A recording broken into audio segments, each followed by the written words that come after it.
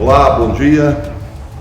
Hoje, terça-feira, dia 20 de outubro de 2020.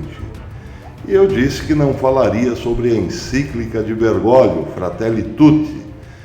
Mas ontem mesmo, à noitinha, chegou-me um texto publicado na LifeSite News de um padre alemão chamado Frank Unterhaut, um padre diocesano de Paderborn, ou Paderborn, Alemanha, que acusa a encíclica Fratelli Tutti de ser um manifesto maçom dentro da igreja, ou seja, uma encíclica maçônica para os tempos que vivemos. Bem, eu resolvi, portanto, fazer um pequeno comentário sobre o texto, porque ele tem tudo a ver com o que fala aqui no Brasil uma das poucas vozes que se levantaram contra a ditadura bergogliana que tomou de assalto a Cátedra de Pedro, em Roma, o padre Dornelles. Tudo que está aqui no LifeSite já foi bastante comentado pelo padre Dornelles, que não é pouca coisa. O padre Dornelles é um advogado com doutorado em Direito Canônico em Roma. Portanto, sempre que fala, embasa o seu comentário também no seu vastíssimo conhecimento sobre o direito canônico. E ele tem dito exatamente o mesmo sobre Bergoglio. É um usurpador e sua Fratelli Tutti é um documento maçom. Bem, em resumo, o comentário do padre Frank Unterhaut, ou melhor, o documento do padre Frank Unterhaut, está de acordo também com o que tem falado, por exemplo, o arcebispo Vigano, que acusa Bergoglio e o documento de Fratelli Tutti das mesmas coisas, ser sim uma encíclica absolutamente anticristã, é inimiga de Cristo, porque, em primeiro lugar, Fratelli Tutti coloca em xeque a palavra de nosso Senhor Jesus Cristo, que disse: ninguém vai ao Pai senão por mim. Fratelli Tutti é um documento que tenta colocar em pé de igualdade todas as outras religiões com a palavra de nosso Senhor Jesus Cristo. Se no Evangelho nós lemos que ninguém vai ao Pai senão por Cristo, em Fratelli Tutti leremos que todos os caminhos levam a Deus. É mesmo. Até, por exemplo, as seitas que trabalham com sortilégio, com magia e assim por diante. Hoje, tudo é válido, porque cumpre o desejo de Francisco de que sejamos todos uma única família. O sonho de Francisco, em Fratelli Tutti, é expresso pelo slogan Família Humana. Somos todos iguais e, portanto, não existe verdade que se sobreponha à outra. Tudo está relativizado. É tão válido para chegar ao Pai acreditar em Jesus Cristo quanto em Buda, ou nos orixás, por exemplo, ou até mesmo para, digamos assim, o espanto absoluto do cristão, até mesmo o ateísmo leva ao Pai, por mais paradoxal que pareça, porque Deus é um vovô bonzinho que aceita até mesmo aquele que o nega. Negar também leva a Deus, tudo bem. Claro, isso não é um relativismo, isso é mais do que um mero relativismo no plano das ideias. Isso é uma inversão diabólica, e é exatamente essa inversão diabólica que compõe a essência, o núcleo de Fratelli Tutti. A encíclica é em si mesma uma inversão diabólica, que prega, entre outras coisas, vejam vocês, obediência à ONU. Mais do que isso, Fratelli Tutti, numa leitura bem apurada, mostrará ao leitor que ele não só deve respeitar a ONU como autoridade máxima e, portanto, não mais a Cristo, como colocar as suas esperanças na ONU, que é de onde virá, sugere Fratelli Tutti, a paz universal, ou melhor, a paz para a família humana. Fratelli Tutti também coloca em evidência o lema da Revolução Francesa: liberdade, fraternidade e igualdade. Acontece que a Revolução Francesa era essencialmente, diz o padre Frank Unterhaut, uma declaração de guerra ao cristianismo. Porque, uma vez que tudo se relativiza, não há sentido em acreditar que um único caminho possa levar a Deus. Portanto, a Igreja Católica deve abandonar o seu magistério, a sua missão, e colocar-se em pé de igualdade com todas as outras. É só uma entre tantas opções. A nova encíclica do Vaticano está aqui assinada politicamente correta, de forma estéril, com a exclusão dos fiéis em grande parte. Depois de surfar na onda imanente da religião do clima, da religião secular do clima e da visão panteísta do conto de fadas da Amazônia, de Pachamama, etc., quer agora perfurar ainda mais, ou seja, descer ainda mais fundo com Fratelli Tutti. Na continuação do abraço com o grande imã do Cairo, a presente encíclica Fratelli Tutti proclama a fraternidade de todas as pessoas. Até aí parece bacaninha, como foi no começo o lema, como pareceu ser no começo o lema da Revolução Francesa: fraternidade, igualdade e liberdade. Pois é, parecia bacana. Depois veio o terror, evidentemente. A encíclica, inteiramente no espírito do autoproclamado St. Gallen, máfia de St. Gallen, cujo programa foi entregue ao autor da encíclica, o argentino Bergoglio, até a escolha do nome e a suposta ligação com o Santo de Assis foram planejados. O cardeal Daniels havia testemunhado isso como membro do círculo numa entrevista coletiva que fez com arrogância há algum tempo. E, inclusive, o vídeo, a declaração de Daniels foi gravada, caiu na rede e viralizou. Mais tarde, durante a apresentação oficial de sua biografia, tanto a agitação massiva contra o Papa Bento XVI, quanto a imposição do candidato selecionado, organizado por uma rede, foram explicitamente mencionadas.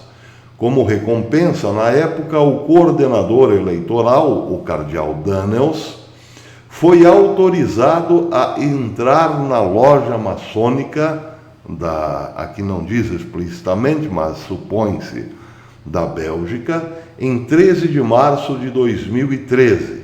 Além disso, o homem de Bruxelas, que era conhecido como ativista pelo aborto, homossexualidade, casamento do mesmo sexo e o encobrimento dos abusos, pôde apresentar suas intenções de enviado especial da Santa Sé para o Sínodo da Família, cujas consequências tornaram o texto transformaram-se num inaceitável texto de Amoris Laetitia. Um tema importante dos conspiradores de St. Gallen também foi o sincretismo, disfarçado de diálogo interreligioso em uma estrutura global, com uma afinidade marcantemente islâmica, ou uma afinidade marcante com o Islã.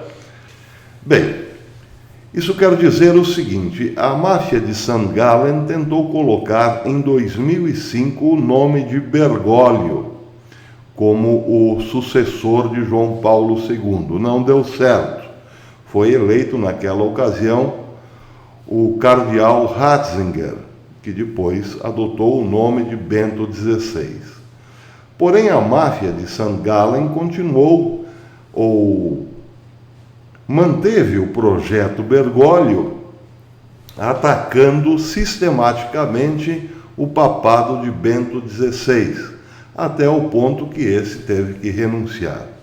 A partir de sua renúncia, todo o trabalho de bastidores para a eleição de Bergoglio estava feito. Portanto, Bergoglio apareceu como, depois da fumaça branca, como o Papa eleito. Mas houve também irregularidades na votação. 5 votações foram realizadas num único dia, o que contraria o direito canônico.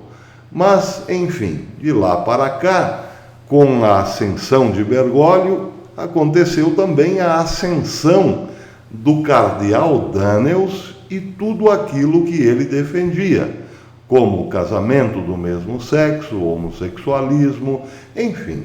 E tornou-se ele também o homem por trás de Amoris Laetitia, que já liberava, por assim dizer, o segundo casamento, liberava até mesmo para a comunhão.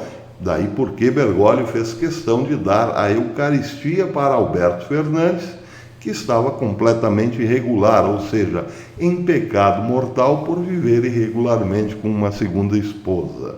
Bem, o cardeal Daniels, por absurdo, por mais absurdo que possa parecer, tornou-se o fiscal do sínodo da família. Logo ele, que era um ativista, era e é um ativista pelo aborto, homossexualidade, casamento do mesmo sexo e o encobrimento dos abusos de pedofilia dentro da igreja. A ascensão de Daniels sobre Bergoglio, a quem elegeu, é também a ascensão de tudo isso dentro da nova igreja criada por esta máfia de St. Gallen, em acordo, em estreita união com as lojas maçônicas mais importantes da Europa. Daí, porque Fratelli Tutti hoje reflete todas essas ideias, porque havia, a partir do cardeal Daniels, um compromisso com a maçonaria de levar aquela que outrora foi a barca de Pedro para os mares de uma religião mundial, de um relativismo absoluto sobre a fé, mas também para debaixo da autoridade da ONU. E aí vem toda uma explicação do que é Fratelli Tutti a partir dessa reflexão do padre Frank Unterhaut. Ou seja, o documento de Frank Unterhaut diz exatamente isso em síntese, que Fratelli Tutti é uma reafirmação da Revolução Francesa. Enfim, uma religião capaz de colocar em pé de igualdade todas as crenças, tendo como fundamento moral e político o comunismo, no sentido de que este trará a igualdade, a fraternidade entre os povos e uma autoridade mundial para comandar, por assim dizer, a humanidade em direção a uma única família, em direção à harmonia da família humana. Tudo que não deu certo até hoje, em lugar algum, é agora colocado como proposta global. Por quem? Por Bergoglio e a máfia de St. Gallen. Bem, eu não queria ter falado sobre isso também por uma razão muito simples. Eu vou sempre pelos aspectos mais evidentes, antes mesmo de enredar-me pelos fundamentos teóricos. Em Bergoglio existe algo muito notório desde o começo, que as pessoas insistiram não ver por ser tão evidente. Por exemplo, Bergoglio nunca trouxe a cruz de Cristo estampada no peito, ao contrário.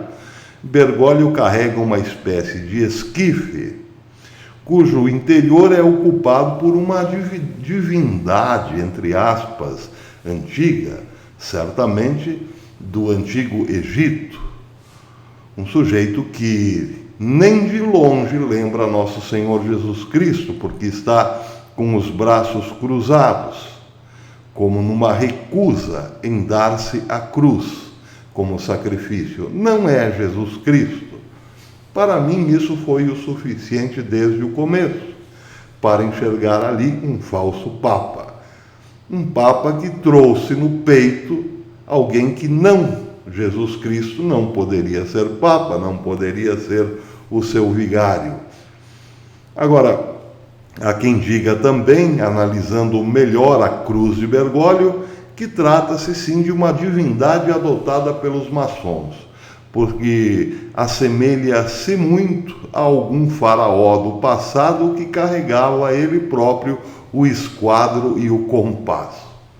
Bem, seja como for, como disse, não é a cruz de Cristo, é uma tumba com alguém outro dentro. Isso já me basta. Não bastasse isso, os pés de Francisco nada lembram o vigário que anda com um sapato vermelho para significar o sangue derramado pelos mártires. O pé de Francisco é preto, preto como o casco de um bode. Para mim tudo isso é muito evidente. Portanto, eu não me enganei desde o começo, por conta de coisas muito simples, o que, repito, católicos pelo mundo inteiro insistiram em não enxergar. Agora, tudo faz sentido, certamente, exceto para aqueles que não estão interessados na verdade, mas no projeto luciferiano que está por trás de tudo isso. Deus tenha piedade de nós.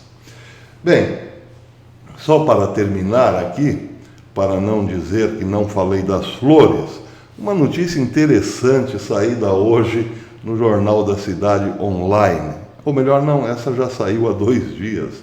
Diz o seguinte: Amoedo endossa discurso ditatorial de Dória e defende a obrigatoriedade da vacina chinesa. Bem, eu já comentei aqui outras vezes, a direita apaixonou-se há algum tempo pelo menino bonitinho, o Coppolinha, antigo Coppolinha da Jovem Pan, depois passou a ser o Coppolinha da CNN, que há alguns dias andou fazendo críticas a Bolsonaro. Pois é, o Coppolinha, esse menino tão bonito, quando trabalhava na Jovem Pan, recebeu o Amoedo, o mesmo Amoedo, quase como uma devoção religiosa. Ele disse: olá, Senhor, eu votei no Senhor, Senhor. Pois é, será que o Coppolinha fará algumas críticas ao seu senhor Amoedo? Vamos aguardar para ver. A Bolsonaro ele já andou fazendo. Anda bem a nossa direita, hein? Vamos combinar. Por enquanto é isso. Depois mais horta, se Deus quiser.